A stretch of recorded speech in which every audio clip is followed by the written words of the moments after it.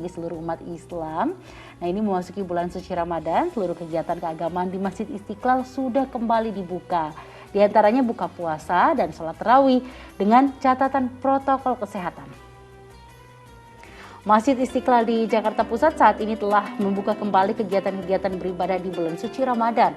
Tahun ini menjadi pertama kalinya Masjid Istiqlal menggelar kembali kegiatan beribadah sejak 2 tahun pandemi.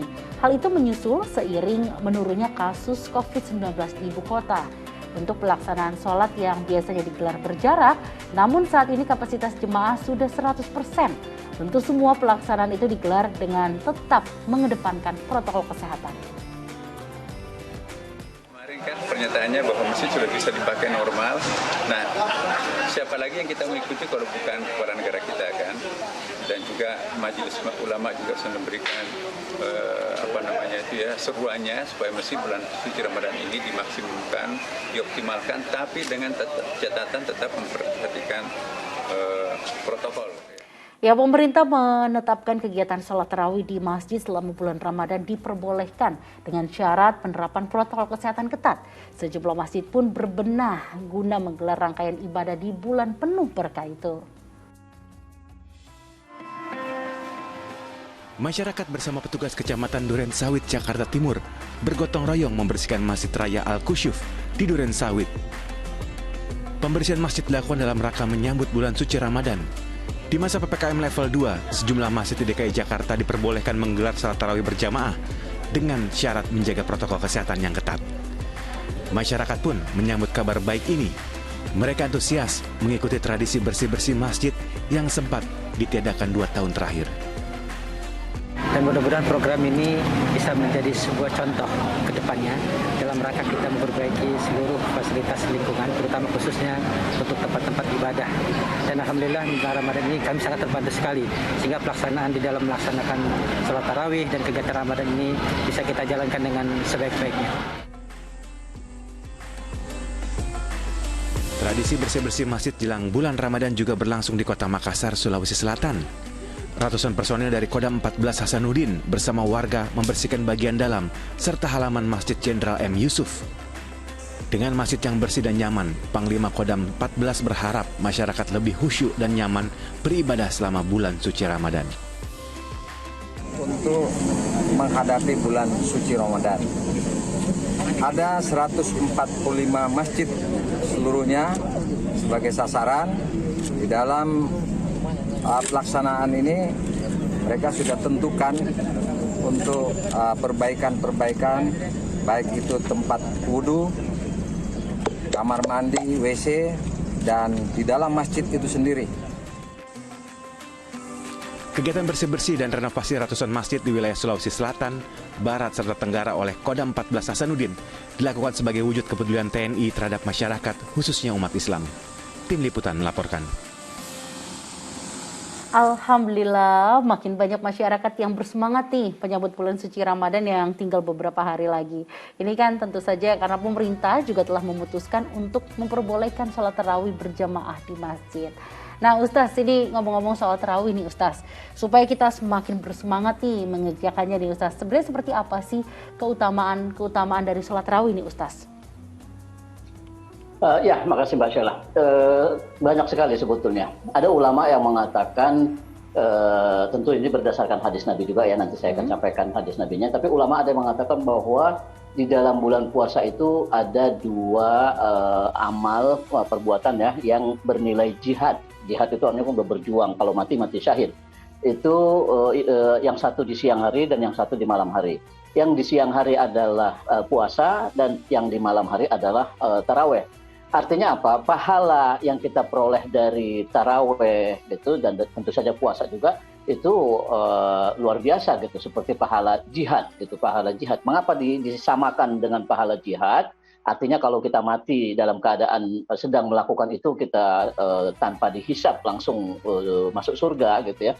Itu karena memang untuk melakukan puasa selama 30 hari, untuk melakukan taraweh setiap malam, itu kita kan perlu perjuangan kadang-kadang. lapar di siang hari gitu, menahan lapar, menahan nafsu dan seterusnya, itu kan perjuangan. Nah malam juga begitu. Habis berbuka puasa kadang-kadang justru kita pengen leyeh-leyeh gitu, pengen santai-santai, tapi kita malah punya keharusan, dianjurkan untuk melakukan sholat taraweh. Itu kan perjuangan. Nah karena itu pahalanya besar. Nah, dasar dari ulama yang mengatakan itu tentu antara lain hadis Nabi Muhammad SAW. Beliau pernah bersabda, memang ada dua riwayat ya. Yang pertama menyebutkan man shoma ramadhana imanan wa ihtisaban ghufira lahu ma taqaddama min dzambi. Orang yang berpuasa Ramadan dengan penuh keyakinan kepada Allah bahwa ini memang perintah, dan dua dengan penuh harapan bahwa perbuatannya itu akan mendapat pahala dari Allah, itu pahalanya ganjarannya adalah dosa-dosanya yang lalu dihapuskan. Nah, riwayat yang kedua menyebutkan man qama Ramadan, artinya orang yang melakukan sholat malam pada bulan Ramadan. Nah, tentu saja sholat malam Ramadan adalah tarawih dan witir gitu. Sehingga banyak sekali ulama yang menganjurkan secapek-capeknya kamu pada malam hari habis dari perjalanan kah atau apa, jangan sampai tinggalkan sholat taraweh pada bulan Ramadan. Kadang-kadang kita kan bulan puasa kita masih bekerja, ya, kita masih banyak aktivitas. Lalu di malam hari kita capek, ya udah dah, nggak usah sholat taraweh deh. Kan sunnah ini, saya nggak dosa. Jangan, ini masalahnya bukan sunnah atau tidak sunnah, tapi peluang mendapatkan pahala yang luar biasa dari taraweh itu yang harus kita manfaatkan. Nah, karena itu ada keringanan-keringanan. Walaupun secara umum sholat tarawih itu setelah masa Umar sampai sekarang, Umar bin Khattab ya, sampai sekarang itu dilakukan secara berjamaah, tapi tetap saja sholat tarawih sendiri pun boleh, bukan berarti dilarang. Karena itu kalau kita tidak sempat berjamaah di masjid melakukan tarawih, lakukanlah sendiri di rumah. Jangan sampai tidur malam tidak ada kita sholat malamnya. Nah, itu salah satu atau yang paling besar dari manfaat atau fadilah keutamaan sholat taraweh ya. Dihapuskan dosa-dosa kita yang lalu. Kemudian kalau kita mati pada saat itu dalam melaksanakan puasa dan melaksanakan taraweh, mati kita dihitung mati syahid, yang tentu saja pahala syahid jelas langsung masuk ke surga. Nah, di sisi lain lagi sebetulnya ada manfaat-manfaat lain. Itu melatih diri kita, membiasakan diri kita untuk tetap melakukan sholat malam pada bulan-bulan yang lain. Karena kalau sudah terbiasa 30 hari kita bangun malam untuk sahur, kemudian melaksanakan sholat taraweh sebelumnya, itu tentu saja nanti pada bulan-bulan berikutnya kita akan ringan-ringan saja, bangun jam 3, sholat tahajud, tambah sholat taraweh, sholat witir, atau bangun jam 4 lah katakan masih sempat sholat 2 rakaat tahajud dan 1 rakaat atau 3 rakaat witir, itu akan ringan-ringan saja dan itu akan membawa kebaikan bagi diri kita. Jadi pembiasaan di Ramadan ini sebetulnya diharapkan bisa terus berlanjut sampai 11 bulan yang akan datang.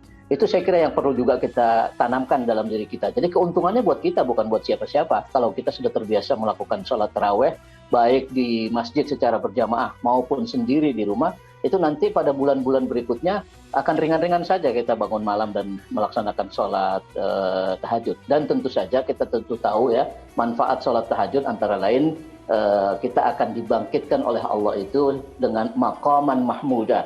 Maqaman mahmudah artinya posisi yang terpuji di dunia, terpuji di akhirat.